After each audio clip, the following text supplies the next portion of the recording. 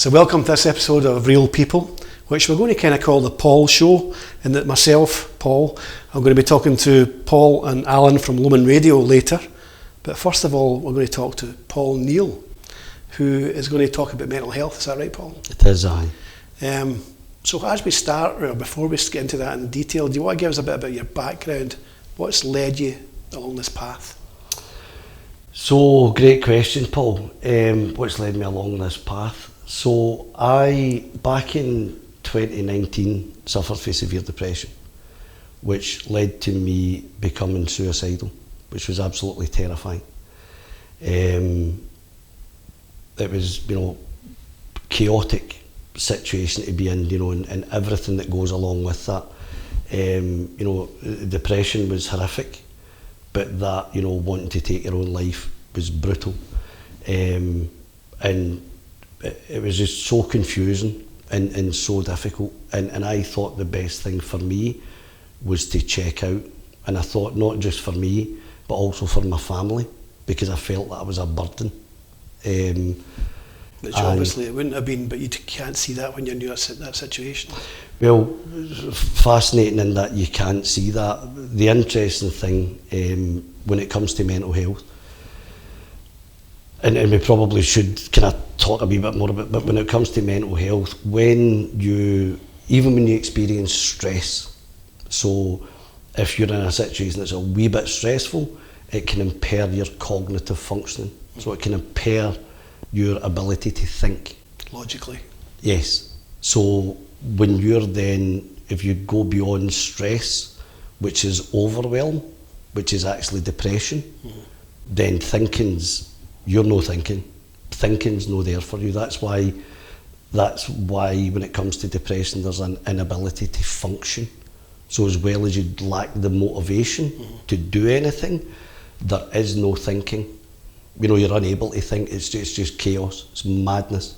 You've heard people, well, certainly I personally have heard people talk about it, depression, and people who haven't been depressed can't really understand it because they've not been in that kind of dark hole, you know what I mean? But I think it's also, what's fascinating as well is there's that much confusion around what mental health is, that what chance have you got? Really? Because we'll all have our own views of, what mental health is, and I guess it's interesting because a lot of people will say, well, I do this because it's good for my mental health. That's interesting, because if you need to do something that's good for your mental health, it suggests that your mental health isn't good. But more important than that is what you're doing actually good for your mental health, or has someone just told you that? It's a massive, massive subject, this. What you've just said there is somebody just told you that. It's triggered something with me, because I know somebody who had a problem, got given medication, told to go away, but they never really got to the bottom of the problem. No, but that's critical, because again, if your washing machine's broken, Paul, if your engineer came in and looked at your washing machine and you said, well, what's wrong with it? And he said, don't know, mate, they're all different. Well, you wouldn't put up with it. No. But that's the response when it comes to mental health. And that's tragic. That's tragic for the individual, because we hear about, a pandemic of mental health as a result of COVID. A lot of young people are suffering with anxiety. There are people that sit in the camp of, well, that's a lot of nonsense. I think older people, I'm looking at my generation and even older, can't understand it really is that much, because it's, when I look back at when I was at school, was there as much mental health issues as there are now? Doesn't seem like it. Or is it just a more open world now? But there's a whole host of reasons for that. If you look at generationally, so I can only guess you're slightly older than me, Paul. Forgive me, slightly, maybe a couple of months. But we didn't have the internet. No. So if we wanted to find something out, we needed to go to the library. And that's also... Or read a newspaper or something. Well, but from a research perspective, it was let's go to the library, and that's if that was your experience. So I grew up in Bonhill. Libraries weren't really a thing for me, other than to get a heat, to get out of the rain. You know, I wasn't in there reading books. Books were like kryptonite to me. Do you know what I mean? If you wanted to hide something, hide it in a book. I'll not find it because I'll not be near it. Right. But that's what we would have to do. We would need to go and research, we need to go to the library, whereas now you've got access to information. But there's also the challenge with that is that there's an information overload. Right. Because you've then got all of this narrative around, you know, mental health, whether it be diet, exercise, go outside. And that was my journey around mental health, to try and understand what is the problem. I'm just interested in your own personal story a wee bit as well. Yeah, definitely. How did you escape that feeling that you had, suicidal feelings and stuff? So, obviously, as I mentioned, with depression, you lose the inability to think properly. Now, that's a natural response. That's the body's natural response to overwhelm. So, the human brain is responsible for all health, all learning, and all behaviour. That's fascinating. So, if you experience, you know, stress, either too much, too fast, so that could be an accident, or too much for too long, so it's endurance stress, or too many episodes of stress, then that becomes the default response within the system, because that's how the brain operates and how it learns and all of that good stuff, which is fascinating neurology. So how did I get myself out of that? When I regained the ability to think straight, when my cognitive functioning started to come back, I don't consider what I do now as work, because I enjoy what I do, I love what I do, I'm absolutely mad for mental health, Paul. So you were in the business sector before all this? So I had the opportunity to promote Scotland as an investment location, which was the best job in the world, really, because it's just golf and whiskey. So I used to travel all around the world, meeting captains of industry and asking them to come and invest in Scotland, because of Scotland's rich asset base and all of that kind of stuff. So, and that was great. That was a great privilege to do that, really. And then I spent a bit of time working with one of the universities in Glasgow, developing a programme around open innovation. Open innovation was devised by a chap coming out of Berkeley University in the US, and it's really about outsourcing problems. It's about looking for solutions for problems beyond the confines of the business and your supplier base or your customer base within the business. So it's looking at more wider. That's why it's open innovation. And again, you know, what is innovation? Well, innovation is kind of challenging the status quo, and I guess that's what I'm doing when it comes to mental health. I'm challenging the status quo, and I'm doing that from the point of view of a research base. It's not just my subjective experience. So I experienced depression and I experienced suicide, and therefore this is what it is. No, if you go and look at the research, it tells you what it is. So Paul, what do you bring to the table? You've got a company which is called ehnoo, and that's a good West of Scotland term, which means right away. I want to feel better. Immediately. I want to feel better. Well, I need it ehnoo. Aye. I need it ehnoo, because and again, you know, if we were looking at some of the wider things around, you know, kind of meditation and all of that kind of stuff, and you know, let's focus in the present. Well, I need it ehnoo. I don't need it in 6 months or 12 months. I need Where it could somebody access that, for example? So, and again, this is why you know, it's great to come along and chat to you, Paul, because one of the things that I want to do is, I'm going to do, is I'm going to be offering talks locally on mental health to share with people what I've learned around mental health. And I think it's really important to point out that what I have learned about mental health has not only changed my life, but it's changed my family's life. So I don't feel the way I used to feel. Now, I could focus on the depression and the suicide. That was in 2018, 2019. I've experienced anxiety my entire life, which I've masked, I've pretended. So I had a very successful career. We used to get to travel around the world business class and stay in 5-star hotels and, you know, have a great time. No, it was totally white-knuckled. It was torture. You know, driving into work in the morning was an absolute nightmare. It was hell. Couldn't tell you that. You know, even with close friends, and that's interesting as well. Again, human brain is responsible for all health, all learning, all behaviour. The number one function of the human brain is the survival of the organism. So it's protectionism. Yes. But listen, Paul, thanks for coming in. I probably have to wind it up there because I could talk all day. It's a fascinating subject. Can I just very quickly tell you the website? Yeah, please. Paul, it's xperiencefreedom.co.uk. Okay. But there's no E. Now, Experience. It's called xperiencefreedom.co.uk. Whether you suffer from anxiety, depression, whatever the label is that is attached to you with mental health, there's a tremendous vulnerability with that. And for me, it's about primum non nocere. It's about do no harm. Because I experienced a lifetime of that. That wasn't intentional, you know, but your intention and my experience are two totally different things. And that's really important. Staring at the camera, xperiencefreedom.co.uk. It'd be great to see you, because we can chat about it. As Paul knows, I can chat. For Paul, Scotland. You certainly can, but it's been interesting actually. Great. Right from Thank start you, Paul. to finish, and I wish you all the success. Thank you. Thanks very much. Cheers, Paul.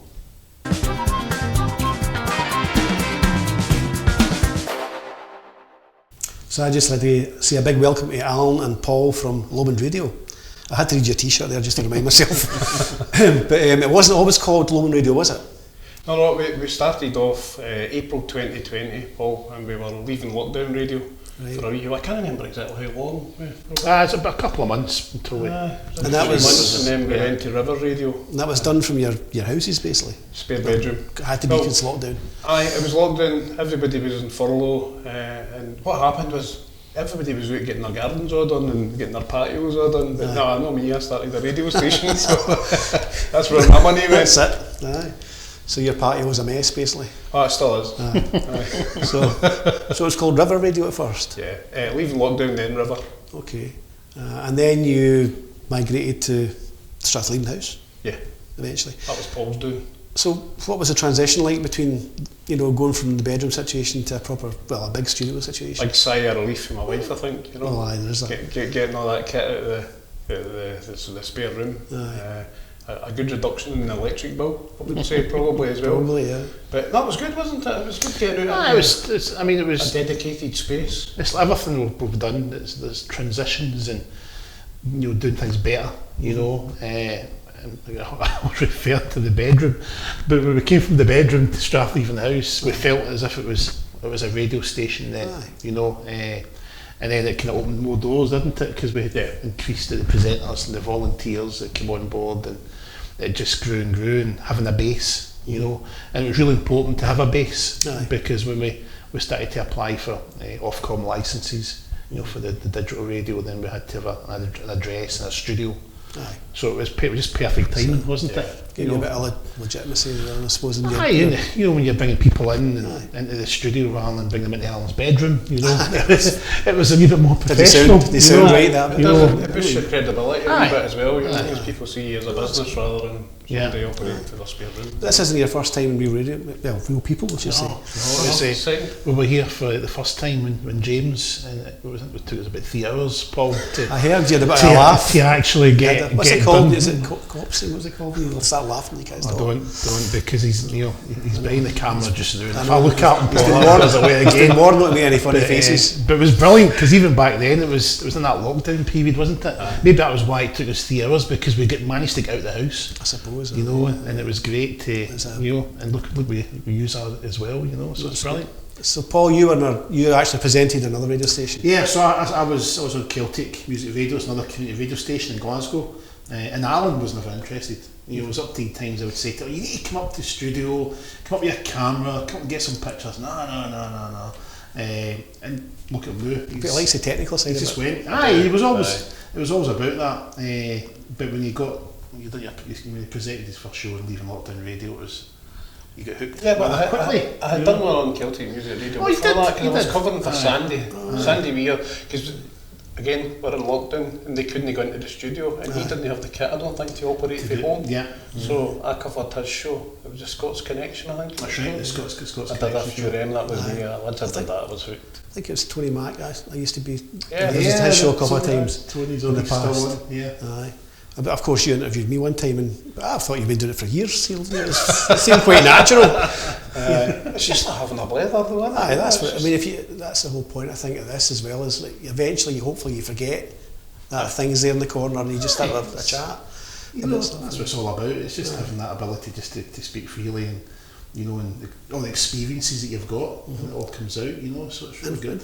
I get. What do you like about it yourself? The radio side. I mean, have you always been attracted to that, or is it just something that came at a certain point in your life? Or, for me, it probably did. A good friend of mine, Andy Hood, me and Alan met through radio, not this type of radio, but amateur radio, like your CB type radio. I see, right, me and Alan that's how we met, and then Andy Hood, who I met through radio as well, and Andy was involved in Celtic Music Radio, presenting a show, and one day he says to me, "Oh, do you fancy coming up to the studios in Glasgow?" That was me hooked. Yeah. You know, it was never something that I would say that I've always wanted to do, and I've just kind of landed now. But now, and I'm sure I speak for you as well, we've grown so quick, you know, 4 years, over 50 volunteers, and it's everything that we do now is giving back to the community, giving back to the volunteers, giving their experiences. And you get out and about a lot as well, don't you? I mean, I've seen you at different events here and there. Yeah, and every time we go out, it boosts the profile of the station, and it brings in new volunteers. You know, people always approach you. We got one on Saturday there. Right. He was doing last night, and him and his wife are thinking about coming on and doing a show. So, but it's great when you get people in, and I think for us, we didn't really know much about radio when we started, Paul, so we made up the rules as we went along. So we didn't have any preconceptions or preconceived ideas about how it should be done. We did it the way we thought it should be done. So most radio stations will ask for experience. I'll ask people to have experience before they come on board. We prefer them not to have any experience and bring them on as absolute newbies and bring them in, and you watch them do their first show. They're nervous, they're ropey, you know, they feel a bit daft talking to a microphone and things. And it's live, I guess, as well. So. Well, some of them are, some of them are pre-recorded, but then you look at them 3 months down the road and you see how much they come on and their confidence is boosted and all. That's what I get out of it. That's quite nice seeing that happen, seeing that somebody come along. Because you're giving somebody an opportunity to do something that they've maybe fancied but never had the opportunity to do. And is it important to play the right kind of music and stuff like that? Have you got to play certain tunes to get the audience to listen, or can you play kind of what you want? How's that work? We find that our demographic listeners is probably 30-somethings and upwards. If we play all the modern chart music, the listening figures online certainly go down. You never know who's listening on DAB, but your online figures, if it's modern chart music, it's going to they switch off. Really? They go somewhere else. That's interesting, because I was at another radio station up north, and we were talking about the possibility of doing a show where two people play quite obscure music to each other and talk about it. You know, you would never have heard this, listen to that. And I heard a pilot of somebody doing that, and it was quite interesting, but they didn't think it would kind of float because of that wasn't recognisable songs. But maybe something like that at a certain time of night might be interesting to people. I mean, the schedule that we've got, it's a variation of shows. I mean, we do have youngsters, young presenters. The youngest presenter's 10. Wow. He plays 70s and 80s music, and see the youngsters have now got taste again. Generations moving on. And what they like when we get them in for the schools, they come into the studio and we've got a big rack full of CDs, you know, and they're in, they've got CDs, you know, I'm not that old, you know. Play this You've seen an LP before. ABBA, you know, and you're going, wow. But I mean, it's a variation of music. I mean, the shows we've got, I mean, we do have your dance music, but with classical, folk, musicals, 70s, 80s, 60s, sports show, you know, country show. Really, so pretty much. I think the only show we don't probably have is jazz. So if there's anybody that wants to try jazz show, we've got jazz handwritten off. Musical, but you know, the actual jazz itself. But that's, and again, that kind of started quite kind of naturally, didn't it? It wasn't as if we said when we started up this station, it'll be specific genre of music. I think, to be honest with you, a lot of that's down to the age are people who have got an affinity with radio. I grew up with radio. If I was wanting to listen to chart music, we didn't have Spotify. The only thing you could do is tune in. It was the radio you got it from. So we've got that relationship with radio, people in their 40s, 50s, 60s, etc.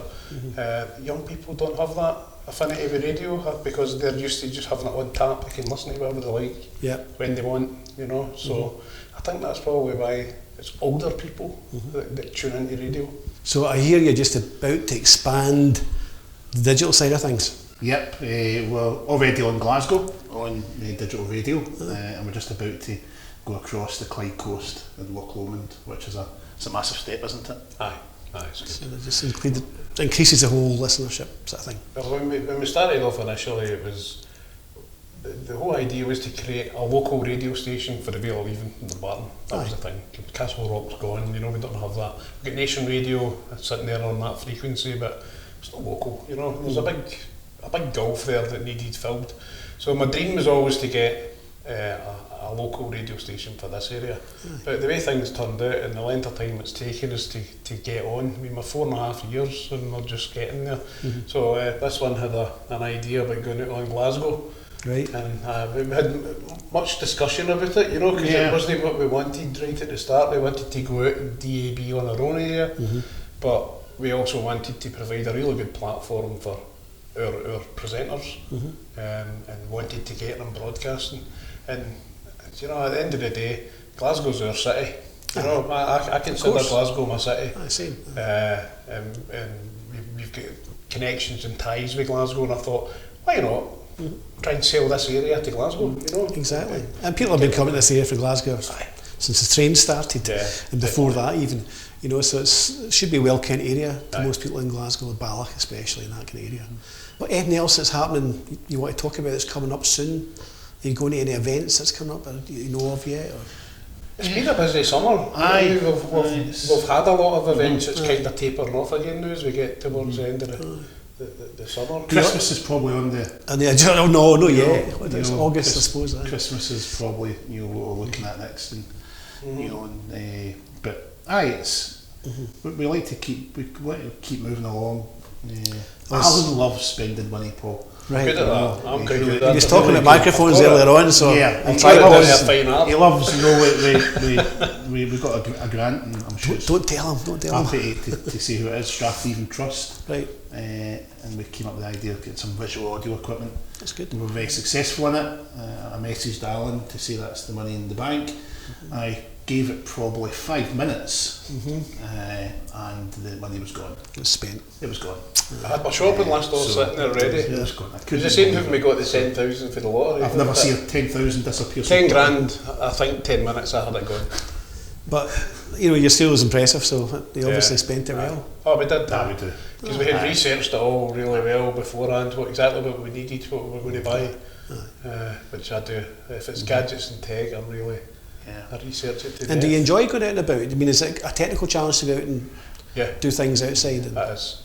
So anytime you're doing an outside broadcast, excuse me, we need to have a really good internet connection. Right. So, and that's a challenge, especially when if you think you're going to a big event, like the pipe band championships we were at the weekend there, we couldn't go live because the cell gets saturated, the mobile cell. There's that many people in that one cell, so trying to get a connection and have a stable audio output back to the studio, it just doesn't work.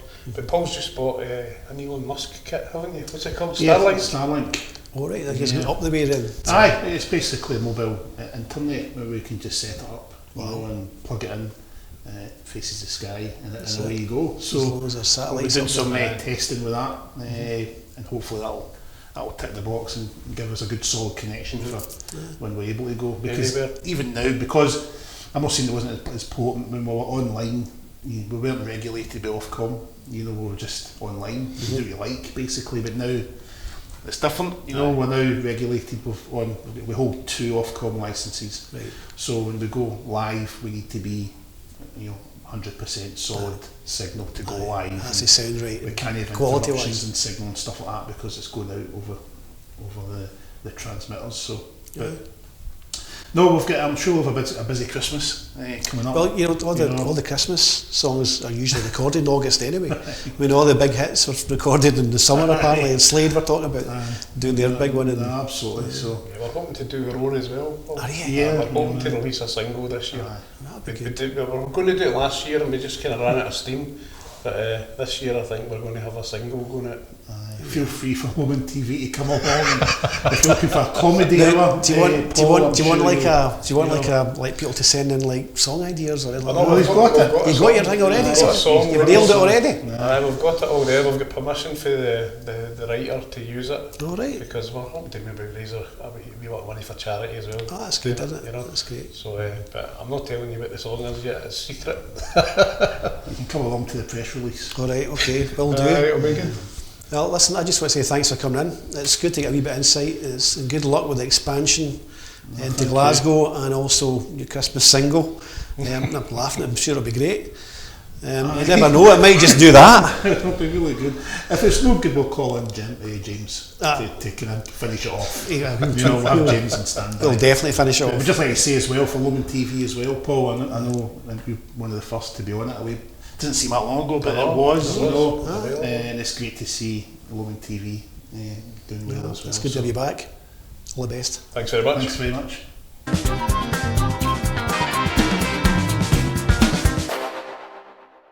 Just want to say a big thank you to my guests tonight, who are Paul Neill, first of all, and then the other Paul and Alan from Lomond Radio.